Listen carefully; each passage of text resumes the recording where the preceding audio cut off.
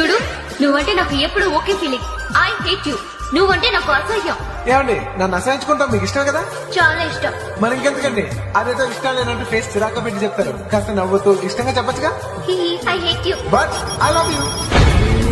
నేనిచ్చే లేఖలన్నీ చించేస్తూ feel my love. నే పంపే పువ్వులనే విసిరేస్తూ ఫీల్ మై లవ్. నే చెప్పే కవితలన్నీ చీకొడుతూ ఫీల్ మై లవ్. నా చిలిపి చేష్టలకే విసుగొస్తే ఫీల్ మై లవ్. నా మనసులో దాచుకోలేనంత ప్రేమ ఉంది. I love